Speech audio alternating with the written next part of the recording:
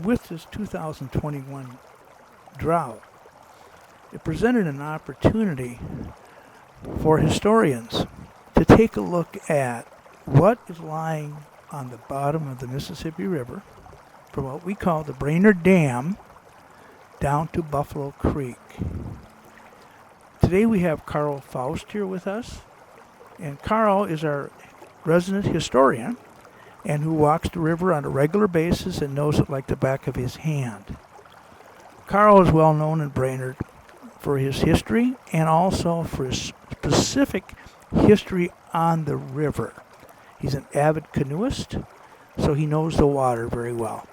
Thank you, Steve. I would like to thank you for letting me see what the drone saw, because when we were on hand, and I was on hand 3 weeks ago, of course, we were down on the shores and we kept moving and we went from site to site. So it's going to be fun to point out some both navigational hazards and points of historical interest as we move.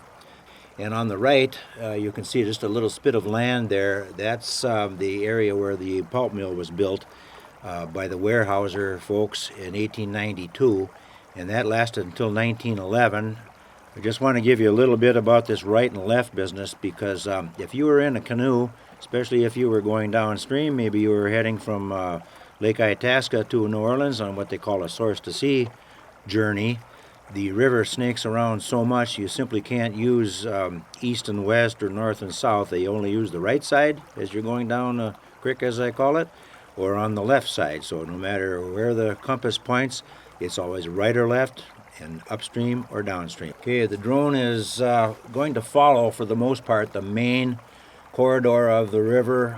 In this particular view, there's an island, and the drone will be on the left side, and to the right is an area where they boomed logs. So there's a lot of older logs, probably never made it to market, and a lot of pilings that they use to kind of corral the logs. So keep an eye on the left side of the island, but you'll see some old vintage logs there as well. And there are some pilings if you look closely. And our next view is going to be on the left side of the river. And I believe Steve and I were waiting for the drone to land, and that is off of what we call Cemetery Landing. Well, Fert, obviously this was a big year for the river, because the talk of town in Brainerd was, have you seen what's popping up on the river bottom? And so this is 2021, and as we look back, could you talk about some of the years that river was really low in your lifetime? Sure, I'll kind of go backwards in time, and I guess the lowest I can remember, since I've been living on the river for 20 years or so, or had a lot out there, would be 2012, and that was that weird year where we had not spring flooding, but we had unusually heavy June rains, and it was near flood conditions. And then by September, October, this time of year, it was near drought conditions again. So this year is actually about 2 or 3 inches lower than that. And then we had a project where people would donate their scans of photos, and a guy by the name of Mike Powers brought in a picture that he took from the Laurel Street Bridge looking at the railroad bridge, and it was even lower than that. I'm thinking maybe even a foot. And so that was in 76, and then I know a guy that was just learning how to run his Brownie camera there, and about 75 he started working for a newspaper, and he confirmed that. So the pictures that he got, and this one taken from he was on the riverbank, are kind of the benchmarks that we use, and the USGS records don't go back that far. So what I try to do is use the pier that I built a few years ago on my river lot. We're downriver from where this video is going to end, about a mile downstream from First Island, and I made some graduations on this pier, so I finally have something besides a portadock that doesn't have to go in and out or up or down, so I use that as a guide. So right now it's still low, although we've had some rains, and we are still about 9 feet lower than we were this spring. Right about in the middle of the screen on the left side, you'll see what looks kind of like a sandy beach. That's actually the Cemetery Landing. And that little dot, you can't see it, but I can when I zoom in. That's Steve and I think I'm waving to the drone. And it later came down and landed in Jim's hand. Also at that Cemetery Landing In 1914, they finally traversed the huge ravine between Northeast Brainerd and Franklin School, and they also redirected the Ravine Creek. It used to come off of or empty into the river at about 3rd Street, and instead they went right underneath the football field and made a direct shot right to the river. And about 40 feet of it has now collapsed into the river, and that too is somewhat of a navigational hazard.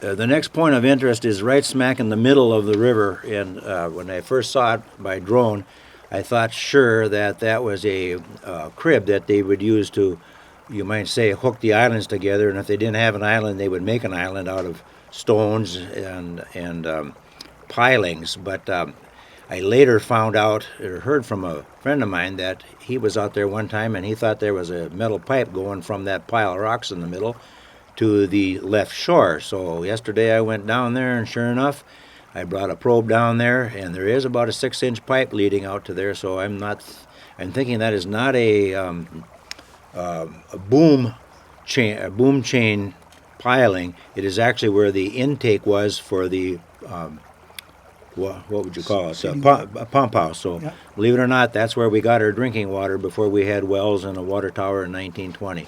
So that pile of rocks is probably something that both holds it down, and it might act as a filter. It might keep the debris out.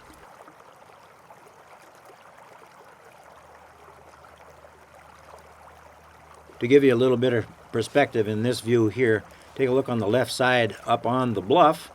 I believe that is the first house that is visible from the river on Bluff Avenue.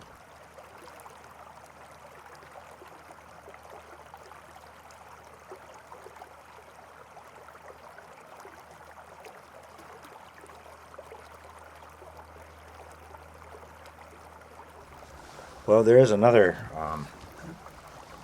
photo that was in the dispatch, and that was taken of the 1932 Washington Street Bridge. And I believe that's even lower than that 1976 photo that was taken by Mr. Coles and by Mr. Powers in that low year. And I've often wondered, since these projects, such as bridge building, probably are planned years and years ahead, did they use that low year in 31 and 32 to actually say, okay, we've got it budgeted, we're not quite ready, but with the river, maybe it was 12 or 14 feet lower. At that time, this would be a good time to build the bridge. So maybe a little bit of checking on the newspapers online, we may be able to ferret that out and find out just why they decided to build that Washington Street Bridge in 1932. Well, one of the things, too, during that time was what we call the dirty 30s. It was extremely dry, and men and women were out of work. And I had heard a story from an old-timer that men would line up on the site and wait to be called to work on that bridge. And if you were lucky, they'd call you. And if you weren't lucky, you would just stand there until you got tired of it and went home.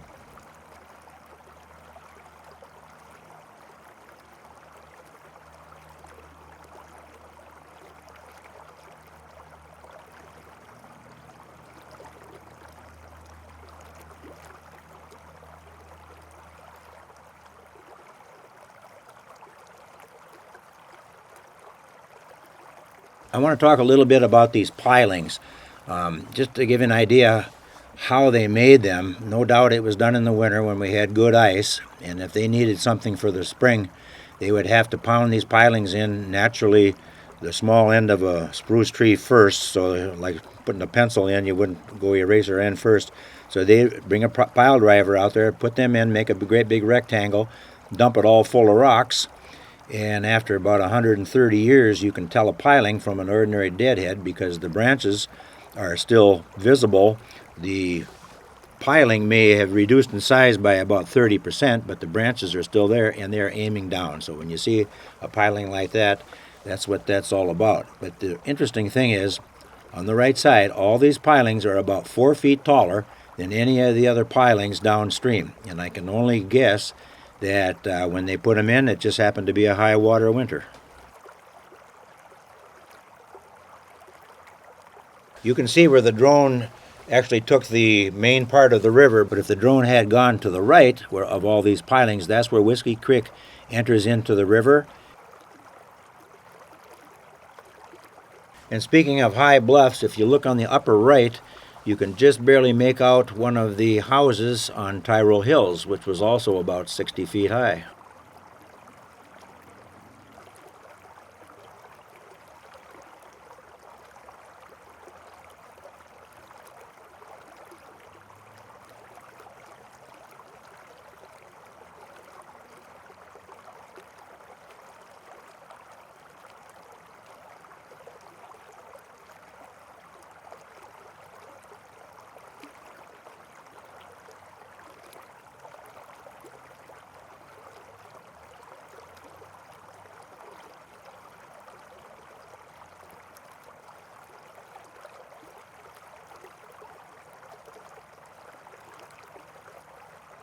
The first bridge the drone encountered will be the Washington Street Bridge, and that was built in 1932, and it was built to connect West Brainerd with Main Street, and of course it wasn't very much Main because there was no way to cross the river there, and Front Street and Laurel Street were Main. When the bridge was put in, Main Street became Washington Street.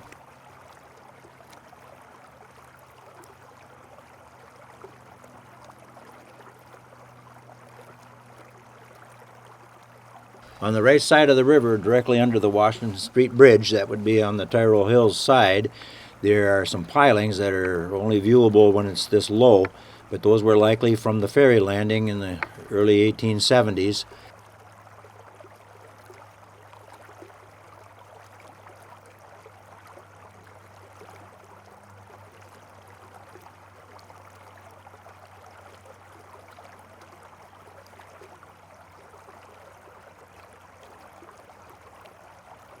And just off of the left pier, I just found these this year. There are a couple pilings there too, so strictly guesswork, but I think those were probably a mooring point for the rope that went across the river at that spot. That was one of the narrowest spots, and that's why the ferry landing wound up there.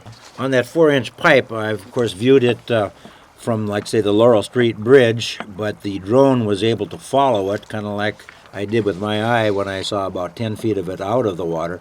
The drone followed it all the way across, and it went right past that crib you can see on the right side. They're just not quite sticking out of the water. And there's some crescent-shaped pilings there, and I think that was probably an intake, somewhat like that other pile of rocks we saw in the center of the river earlier.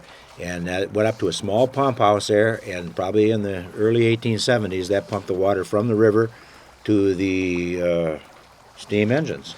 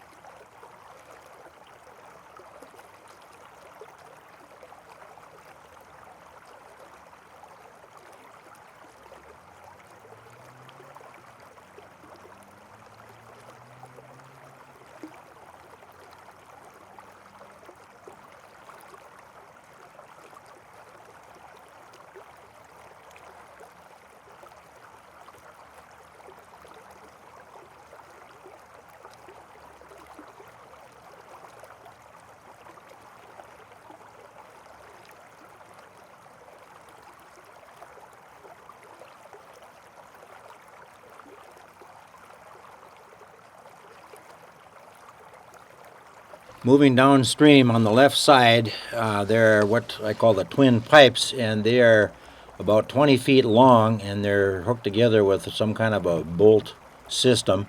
I have no clue what they were for. They're kind of across from the athletic field. In fact, there's a parking lot below the high-rise parking lot, and you can walk right down past the steamboat landing historic marker there and walk out there about 25 feet when the water is this low. So if anybody has an idea why there'd be two twin pipes going across the river to what looks like nowhere, we'd sure like more information on it.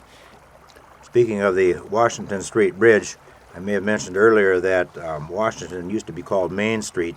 Well, there was nothing much Main about it because all the businesses were put on Front Street, and then when the Laurel Street Bridge went in 1882, of course that became the Main Street. It just wasn't named as such. But it intrigues me that clear back in 1870 and 71, they decided the best place for the ferry landing was where the Washington Street Bridge is today. And if you look at an aerial map, you'll see why. It's quite a pinch point right there. So that was kind of probably destined clear back from 1871 to be the location of the main artery east to west in the city of Brainerd. Here comes the College Bridge. It's the only one that's that low. I don't suppose we had to worry about accommodating steamboats at this time. I think it was built in like the early 80s or so. But it is the only bridge that we have that actually has a pedestrian underpass under it. A lot of people don't know about that. It's a very, very busy highway between roundabouts there, and it's just before you get to Kiwanis Park. So it's also, as you can kind of see, that is quite a nice scenic overlook and a great fishing pier just beyond it.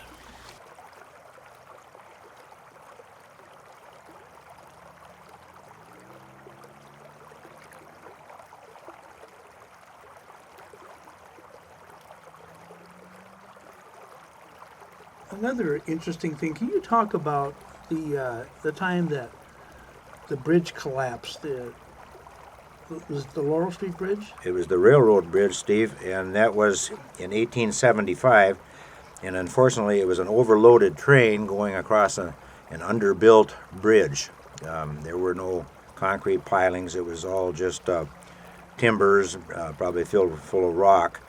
And it was westbound, so it got halfway across and down it went, and the engine actually got as far as the west bank, and they claimed that made steam for hours and hours after it went down, and sadly 5 souls were lost back there in 1875, and we did put a marker up for the sesquicentennial alluding to this catastrophe. I'm going to ask you to speculate a little bit, okay? Sure. We know Brainerd is a railroad town. Okay. Could you imagine Brainerd without the Mississippi? Well, I think we probably would have been here because of our timber, but as we know, that lasted about 10 or 15 years. And of course, the river is still with us, and we've kind of forgot about it for about 100 years because it was no longer used for navigation. And the dam kind of took care of that as far as steamboats, so you'll notice the College Bridge no longer had to be 60 feet high. They could make a low bridge out of it. And it just seems like there's a renewed interest in the river.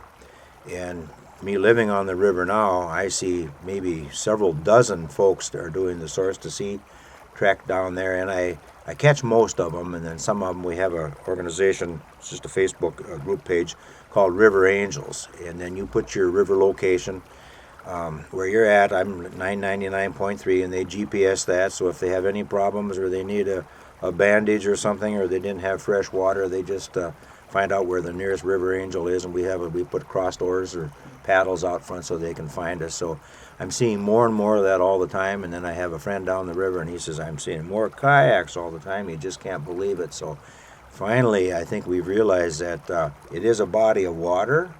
You know, it's not only navigable, it's swimmable in many places. So I think the future is very bright after that 100-year hiatus.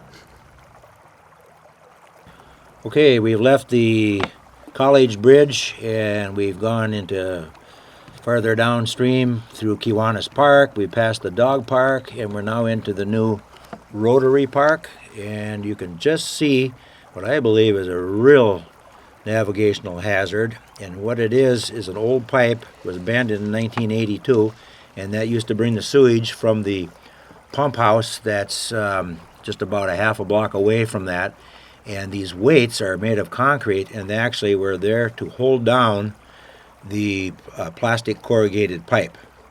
Over the years, they've moved about a bit. On the right side of the river, they just sort of disappeared. I don't know if they were removed or they're just that deep that you can't see them.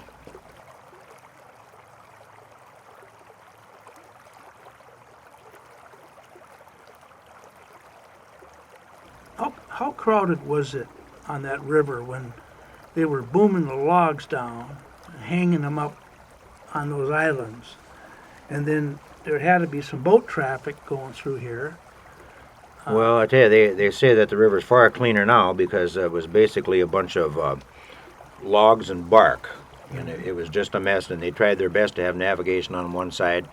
And from the dam down, the navigation was on the right side of the river, or what we call the west side. Rather, the booming was on the right side, and the navigation was on the left side. And then as soon as you got about to the later Washington Street Bridge, that was reversed because those logs had to find their way to Boom Lake, which was on the left side. So I'm sure it's a whole lot cleaner than it is now. And then speaking of cleaner, I've had a lot of people ask me about the orange colored, it looks like foam or debris or whatever. I don't know if it's an algae bloom or whatever, but possibly somebody could help us out with that. I don't know what exactly you'd call it, but strangely enough, it started in the middle of the summer, and it was quite orange. It was like some kind of an algae was dying, and as I'm getting closer here to fall, it seems like it's turning green again. So I don't know if it was something that was stunted, and it's having a fall bloom or what. What sort of an apparatus did they have hooked up at Boom Lake to handle those logs? What kind of a machinery did they have to bring those logs in? That's a very good question. I wonder if they used a boom to boom the logs into Boom Lake. Yeah. I think we do have a picture that was taken from what was later the ski jump, and that shows the entire area. We'd have to study that a little more carefully because I suppose there had to be a way to get them from the river, into Boom Lake, and at times Boom Lake is higher than the river is, and it goes in the opposite direction. Right. So I guess that's going to require further study, and I think after this video comes out, we're going to have years and years of study to be done. Yes, we do. Yes, we do. So how many mills were on Boom Lake? Was it just one mill? I think it was one mill location. It was the Eber Bly mill first. That was clear back in 1872, and then he later sold out, I believe in the 1880s, to J.J. Howe. Okay. It was called J.J. Howe Lumber Company, and you can find a 1971 marker right in the Kiwanis Park area by the swing sets.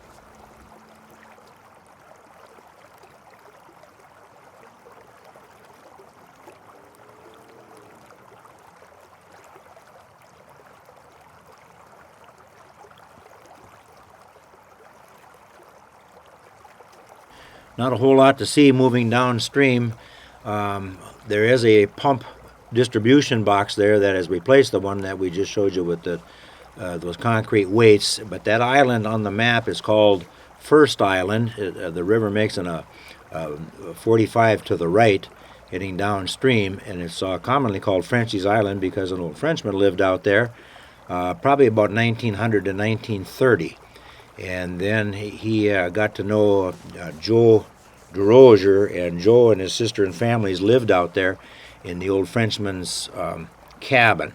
And Joe's dad, Joe Sr., I believe it was, he actually built a suspension bridge, and there's just a little bit of a remnant of that old cable out there on the right side of that island. And just beyond that is South Brainerd.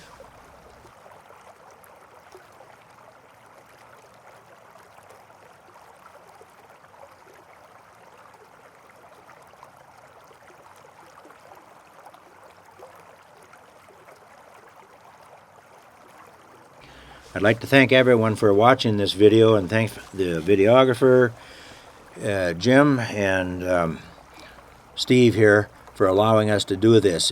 It is a rare opportunity. It only comes around about maybe 8 or 10 years. But since this, the Riverfront Committee has done a river cleanup, and we filled over half of a 9-yard dumpster full of stuff, mostly junk, a few artifacts that we are going to study all winter. and maybe this will be kind of the beginning of we have a river here in Brainerd, and there's a lot of interest in it, and it is navigable and quite beautiful. Thanks.